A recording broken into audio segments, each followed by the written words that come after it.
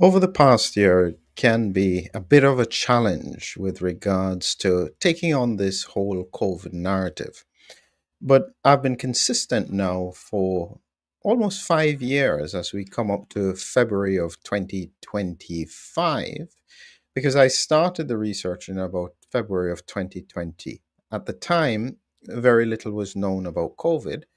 And my research, because of how I research complex diseases, because this is what I do, I take complex diseases, I dissect them, I try and make sense of them. And it doesn't matter if it goes against the narrative. That's my approach. This is what I've done. I've been doing it for over a decade with regards to dementia. And so I believed that if I could solve dementia, I could definitely solve COVID. And I was right because I picked up on autoimmunity very quickly by April of 2020. And at this point, I would say categorically, if anyone in the scientific community does not have as a major part of their understanding autoimmunity, they will not be able to make sense of anything that is happening now or what will happen in the future. All I've done is extrapolate on what it is that the science tells me.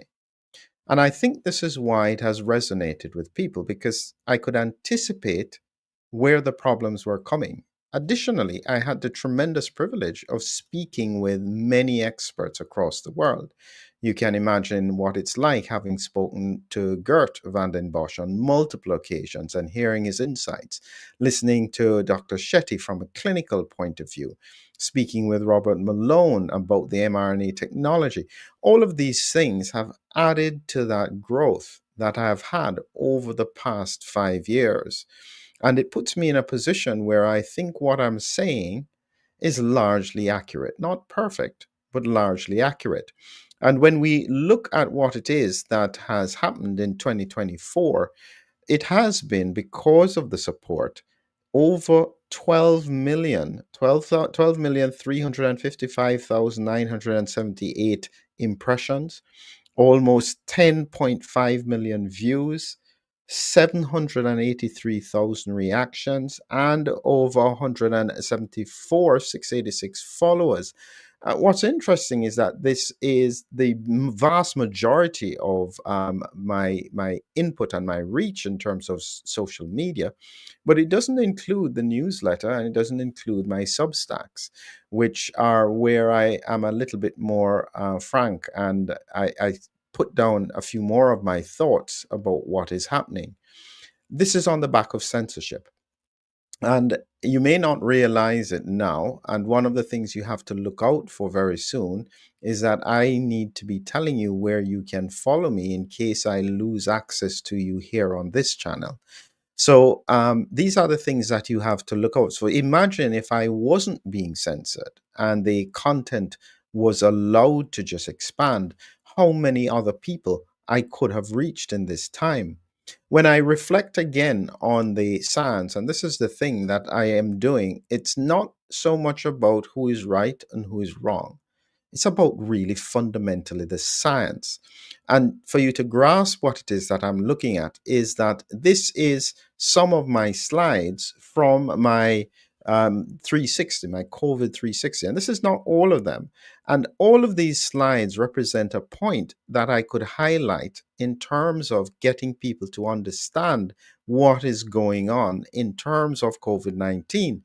And one just scanning through here, if I say jump to this slide here is probably, one of this slide here, the full spectrum of COVID 19, is probably one of the more important slides because it tells you the whole picture as to how the disease manifests from the subclinical asymptomatic stages, the bronchitis, which a lot of people have, the viral pneumonia. You don't know how much confusion there exists with regards to people who may have died of a COVID viral pneumonia, as opposed to people who died of moderate or people who were sick with moderate COVID and died of severe COVID. And how all of these interact into getting an understanding about the pathophysiology is essential to making sense of where we are now. Part of the problem that much of the scientific community has is that they don't have these insights. And so to try and piece together what exactly is happening now is extremely difficult. And this is part of the reason why I think that the information is so very valuable. So this is not just about me talking about stuff for the sake of talking about it. It's because it is such a critical part of people's health. Without that autoimmunity paradigm, nothing is really going to make sense. And when we published our paper in 2021, this is in Frontiers in Immunology, and we were looking at autoimmunity against ACE2. We still have about almost 23,000 views of that paper, which was published in 2021. We had actually finished it in July of 2020, but it took so long for it to be published. And even within this paper, there are a number of things that I would want to update because the science has continued to evolve. But the principles with regards to autoimmunity are so critical and so accurate in terms of predicting how the disease manifests. And this is the point that I'm making, is that it is because of that understanding as to how the virus interacts with the immune system, how the impact of the virus on the immune system leads to disease presentation, and how the impact of the spike protein, and this is the bit that causes a lot of confusion, and this is where I get into trouble with regards to the narrative, because I emphasize that at this stage of the pandemic, what we're dealing with is a combination of recurring infection and immune priming. That's what I consider to be a COVID storm. And this COVID storm is what is likely to be driving disease for decades. Because at the moment, we can't seem to stop the circulation of virus. And with that ongoing circulation of virus, every time someone gets exposed, they can get an unusual pattern of symptoms. That's the thing that is really, really complex. To give you an example, I have seen this on multiple occasions. An individual who is just been exposed in terms of being in an environment where lots of people are around, just exposed to COVID, where they already had some degree of priming. And this can occur not just in the vaccinated, but in the unvaccinated as well. They get symptoms, unusual symptoms, say after if they've been out. And what I have learned, an example was a personal one where the individual was saying they were getting back pain in almost the same location. And I learned this from Dr. Chetty that very often, if you're getting those kinds of symptoms, it could be related to mast cells, mast cell activation. And so, if normal pain relief is not working, I usually recommend a trial. Just get over the counter a simple antihistamine. If the antihistamine impacts on the symptoms, it suggests that it's an inflammatory process involving mast cells and is likely to be related to exposure to this virus. It is so complicated. But once you have the understanding of that autoimmune paradigm, once you're able to analyze the trajectory of the disease, it gives you a head start to be able to make sense of what we see happening around us.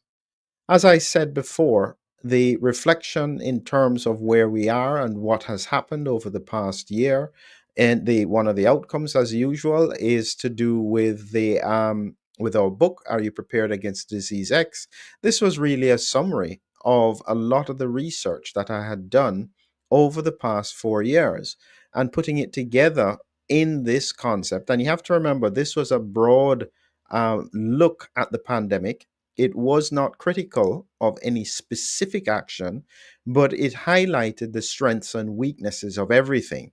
And so you would find in it that it didn't criticize whether or not there was a vaccine. It didn't criticize whether or not people masked. It didn't criticize whether or not people were unvaccinated. It looked at the strengths and the weaknesses of each axon and looked as well at the drugs that could have been beneficial if they themselves had not been censored. We have a long way to go in terms of what we have to do. But in summary, I am just so grateful for the support that I've had during this time. As I said, the numbers speak for themselves. Over 12 million impressions, 337 post shares, 783,000 reactions and likes over that period of 12 months. And so the hope is that in the year to come and the continuous months, I can continue to speak and share the science, because we are likely to continue to see an evolution of this pandemic. The question is, how do we make sense of it? How do we understand what is happening? And critically, how do we protect ourselves? Thank you for being with me on this journey. Have a great evening.